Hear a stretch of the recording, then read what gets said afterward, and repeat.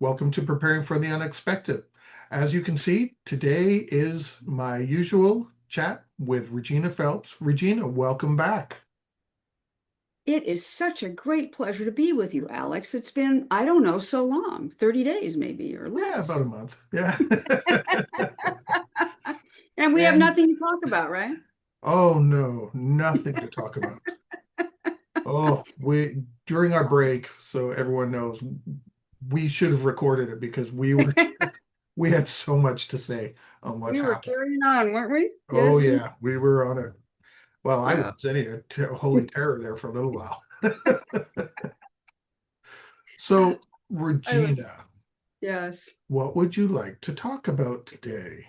Well, I don't know if you've noticed, but there's so much going on in the world. Oh my God.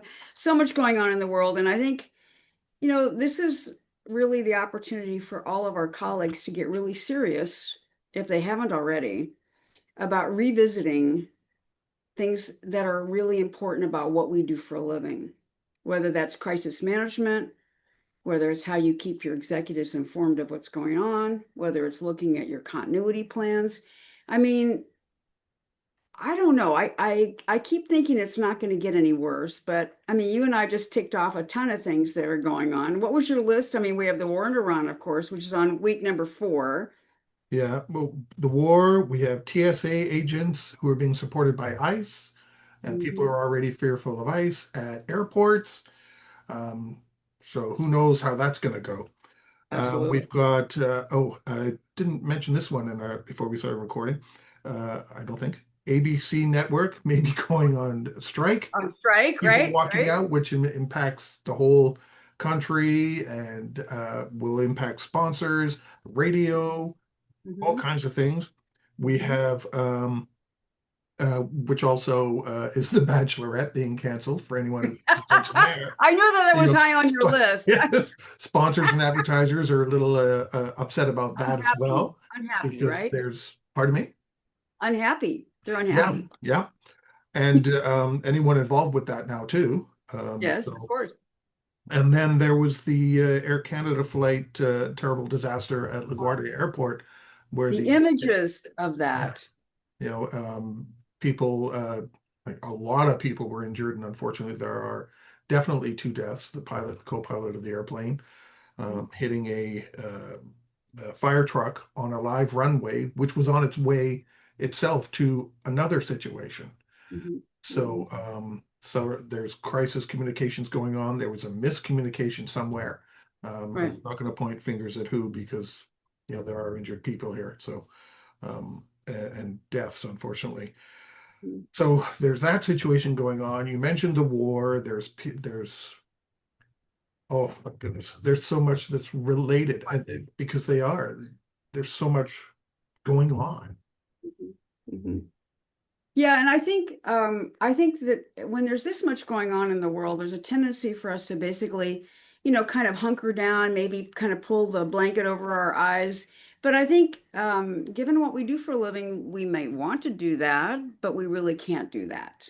And I think, we've talked many times about the importance of uh, reminding others what we do, reminding the value that we provide.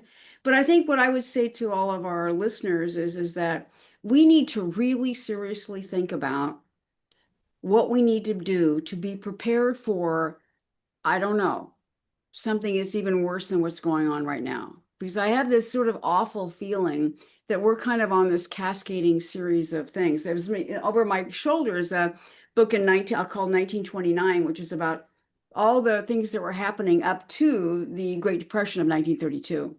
And so there's a lot happening, not just in, I mean, the long list that you just had, which is the last 24 hours.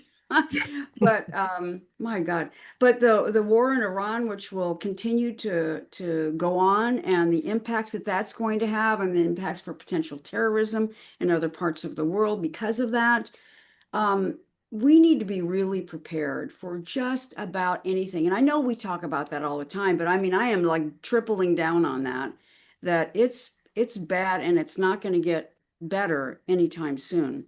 So what do people in our field need to start thinking about if they haven't already, is really the question I would say, based on what's going on. Does that make sense to you?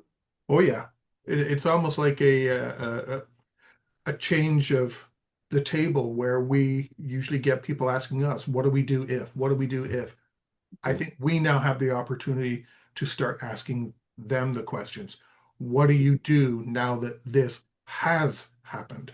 Right, right. Right. And I think it's such an opportunity for us to, first of all, kind of reflect, first of all, on where we are in our work, what we're doing.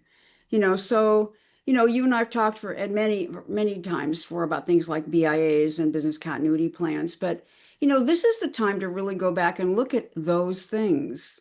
Are you really prepared for what could happen? And we always talk about supply chain disruptions as an example, but we could have profound supply chain disruptions, making COVID look like not that big a deal. I mean, I'm concerned about that. I'm concerned about the fact that we could have, we could actually get into a serious world war. And I've thought about that a lot. And what does that mean? I mean, at that point, then we're probably all hunkering down and hoping it goes away, but that's not going to be the case. I mean, I've been doing this for over 40 years and I've never seen anything so incredibly disruptive and so dangerous as a community and as a world.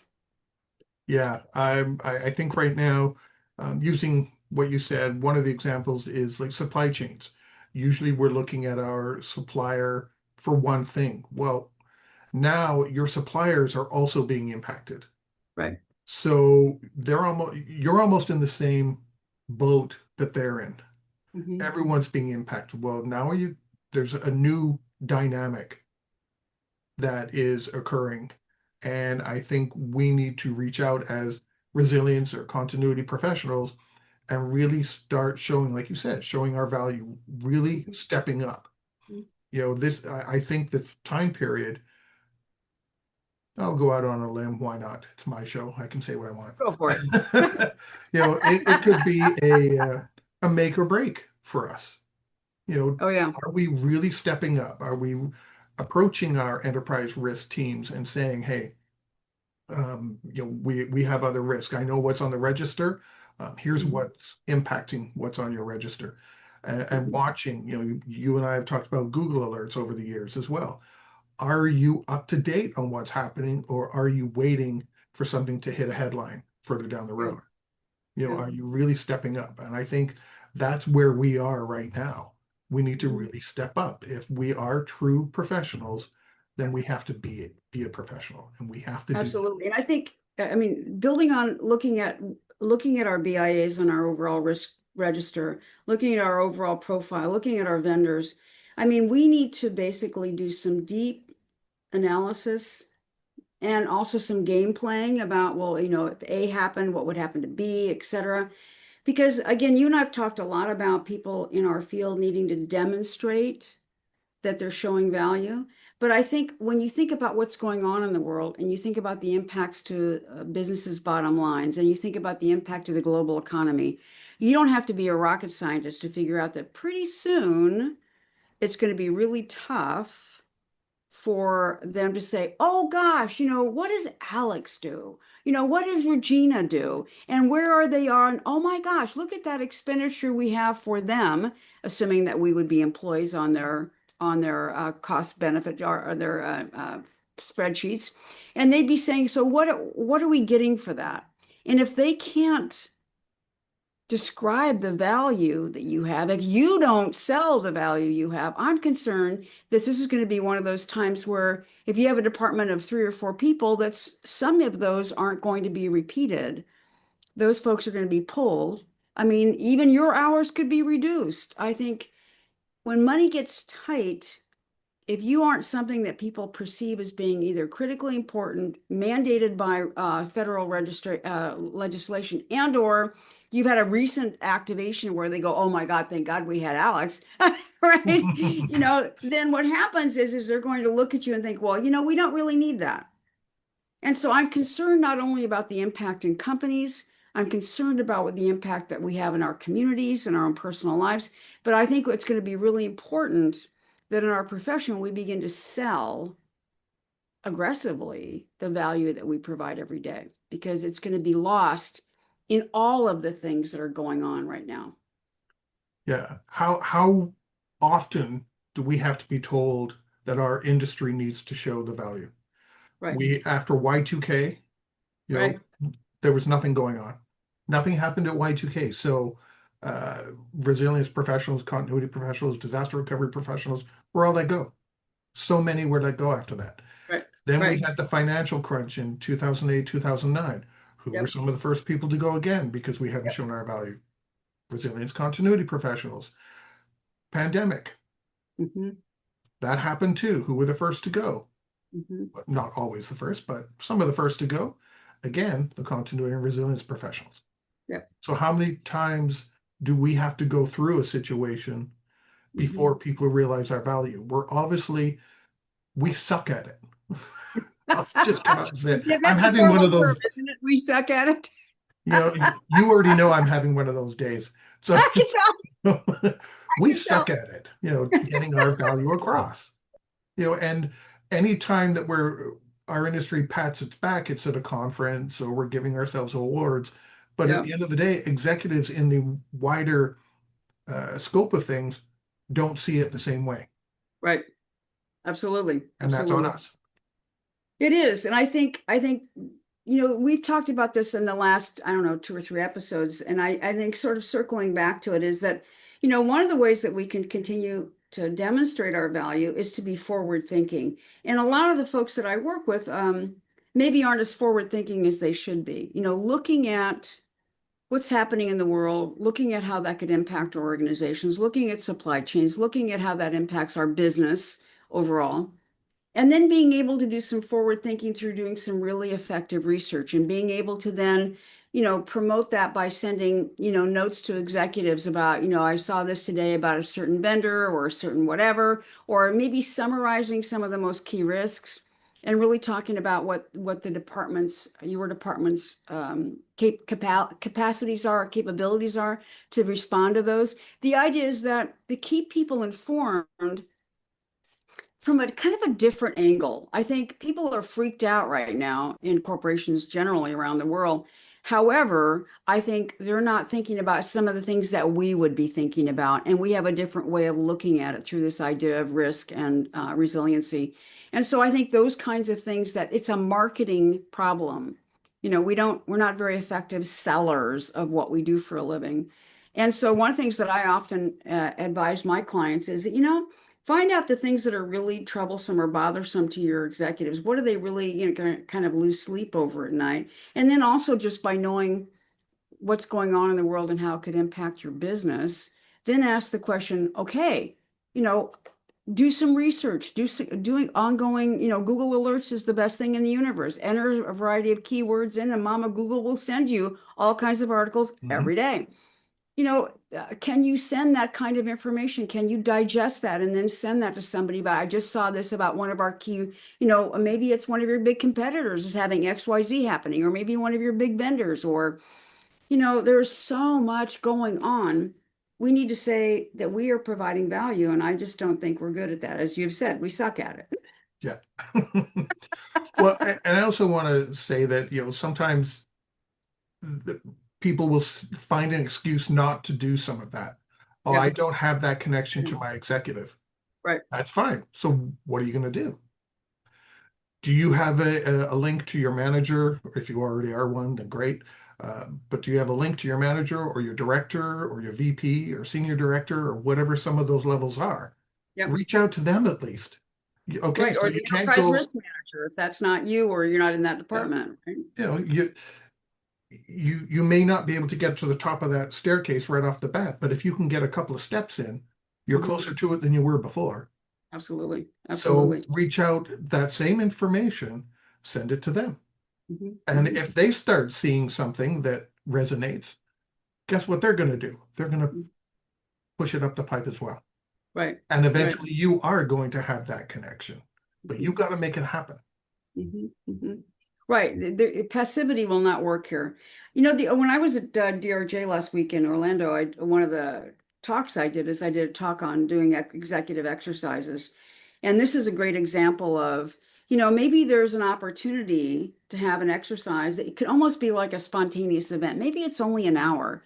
And maybe what it is that you sort of boil the ocean, if you will, about what are some of the bad things that are going on in the universe and how those could directly impact the company, and then be able to present that some of those things had actually happened. And maybe there are things that would really have a huge impact. It doesn't have to be something that would be a huge amount of commitment on the part of the executives, but it'd have to be something that you would actually really carefully thought about, really look at the key risks, look at some of the major exposures, and really create a simple scenario that starts off this sort of horror show, right? Of 60 minutes or 90 minutes of just a quick exercise to basically give them some things to chew on, and then have other people come and have a discussion. The idea is that you could make it so interesting and then also kind of push some of those things. And what you're doing is two things.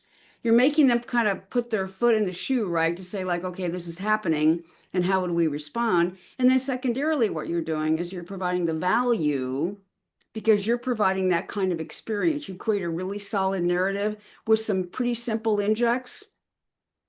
And when I do those types of exercises, the people that deliver the injects are not me, the facilitator, but the people that would actually really do them, Yeah. really tell them.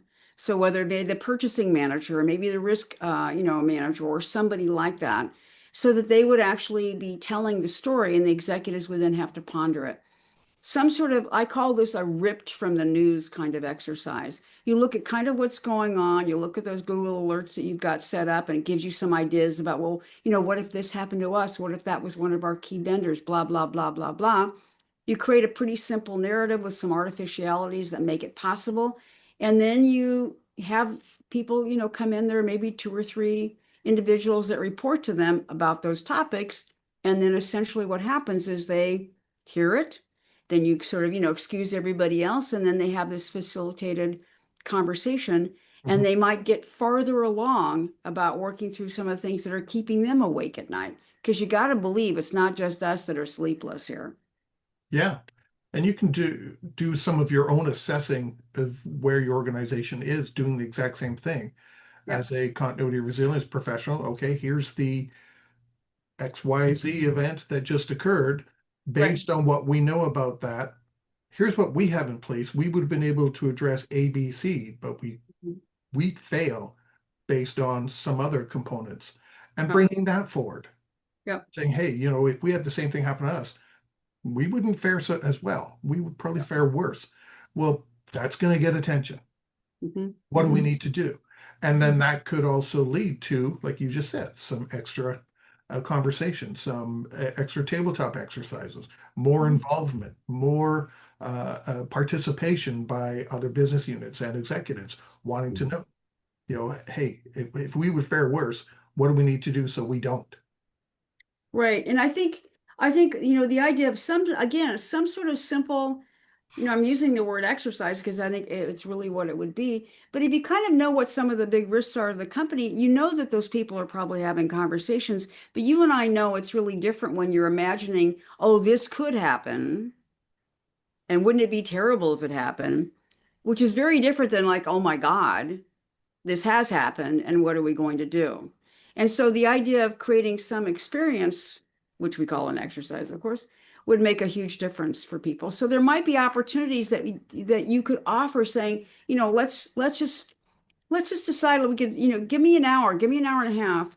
We're going to design something that's going to sort of pull the threads on many of these things that we're talking about, but we're going to frame it in a way that it has happened. And then what the group needs to do then is really begin to really seriously determine what the strategies would be. It's very different when you know what's happening to you versus when you're thinking like, oh gosh, it would be bad if it did happen. Yeah, the chicken little cry wolf thing should be long gone by now. Yep. We shouldn't be responding to what's the word, hyperbole? Am I saying that right? Hyperbole. Hyperbole. Yeah, none of that. Everything is based on fact. Here's reality. Here's what's Right. happening. Here's what Right. to compare. Right. Right. And So that's that would what we be should be doing now. Right. I mean, I was lying in bed this morning just sort of thinking of all the things that are going on, and it's like, what can we do to help maybe people So you reframe it? heard it here first, everybody. Regina really does think about this 24/7. Sorry, I had to jump in and say that. Oh my. Oh my. Sorry, I know I cut you off there, but I had to say it. That's all I had to right, point that dear. I out. totally understand. So that's what's leaving me sleepless at night. Yeah, same thing. Hmm. Same things here. And every day there seems to be something more or a change in an existing situation. Hmm. So we have to step up, Yeah. to your point. We really have to step up and review. Can we continue the way we are? And it's a big shift for our industry. Like It is. forget the warning, this might happen, this might happen. Well, there's so much happening in the world now. It is happening. Yes. So if you're still in that old mindset of the, like I said, chicken little or crying wolf, wrong. Those days are long gone. Hmm. Now you have to be on solid ground, really think about here's what's happening in the world, here's where we stand. Hmm. Hmm. Here's what's not known, or here, if it is known, it's known by only a special group, and there's no connection between this other group. So if something happens, we're still not in better shape because we're not Right. talking. This Right. group's not talking to that group, or whatever the case would be. Right. So Absolutely. we really need to, it's kind of like a self-audit in a Hmm. way, You know, and self-assess where we are. exactly. And I think the other thing is when I think about not only really trying to work with executives to think through these problems, utilizing some sort of short exercise methodology, I also wonder what people are doing to keep their crisis management teams informed of what's happening and getting them kind of thinking about the same thing. What if we had an activation? What if something happened? What if we lost this big vendor? What if we lost this big customer? Blah, blah, blah, blah, blah. I think that needs to be something that we are thinking about and having some regular dialogue with our crisis management teams about this, and being thinking about the possibilities of activations that might happen because of this. And again, it's the idea of not being flat-footed. And I mean, things are just so incredibly bad everywhere. Then, it'd be shame on us if we didn't have some forward thinking about this now instead of like when the next horrible thing happens, we go like, "Oh my gosh, how about that?" No, Yeah, and no. perhaps I heard one person do this. Their what do they call it? Like their steering committee, steering group that oversees all the business continuity pieces, emergency Yeah, yeah, management, yeah, yeah. et cetera, ITDR. They're meeting more regularly now Good. to actually start talking about some of this. Hmm. Because they met quarterly or every 6 months, I think it actually was. How's the program doing? Almost like a tick box exercise. Totally. But They eat lunch and just say, "How we doing?" Oh, yeah, great. Now you go exactly. pat yourself on the back, right? But now they know there's so much happening, with war, supply chains, and events occurring around. Everything's getting expensive, so staff is getting angry because in their personal lives, things are Right. out of control in some instances. That's going to come Right. into the office, even if they're working at home.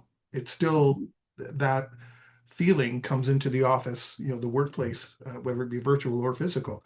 So they're meeting more regularly now to say, okay, what are some of the things we need to keep our eye on? Mm. Who needs to focus on what? Mhm. And if you have one of those groups, start doing that. Because Yeah. if you have one of those groups, chances are they are made up of high level individuals, perhaps executives, I don't know, or Hmm. they report to executives. Right. And the thing that we talked about earlier, where we are reviewing the headlines and putting a note together, here's what's going on, like a daily report, here's things that we need to look at. Mhm. If it's going to that group, you're halfway there because Right. now the people Right. you need to know are getting to know, and you've already got them under your, I won't say under your wing, but you know what I mean. You're working Yeah. together as a team already. Yep. So if you Yep. don't have one, maybe put one of those together. Hmm. Hmm. Yeah, steering committees are one of those things that are, for a lot of people that I've worked for over the years, are kind of perfunctory. Oh, yeah, we have to have a steering committee. Okay, great. We get together every, I don't know, once a year, twice a year, three times a year, and they have lunch and they talk about I don't know what. And my clients traditionally, just as you're saying, have missed the opportunity to utilize those committees or teams or whatever to not only keep them better informed of what's going on, but to sort of carry water, carry water for me to the next level, right? The idea of what's happening, what we're doing, how ready we are, how not ready we are. I mean, I think it'd be really good to have that sort of soul searching. Are we really ready for? And then kind of imagine if this continues to unfold, what's going on around the world. It's horrifying. And I think it'd be really smart if we weren't flat-footed and say, like, let's get together and brainstorm about this. And that could be something you could do with a business continuity steering committee or different groups of, managers in different departments about, again, because everybody's going to know something, a slice that maybe you don't know, and have kind of a, what's the worst thing that could happen kind of Yeah. story. Yeah, if you have one, if you're using your steering committee, your steering group, whatever, oversight group as validation, then you're really using them wrong because Yeah, you're just getting them to go through a tick box. Here's what we've done. right, Well, right. that's not going to help anybody. You're utilizing it wrong. You got to change it. Absolutely. Yeah, what we're doing for a living should not be just ticking a box. I'll just tell you that straight away. Yeah.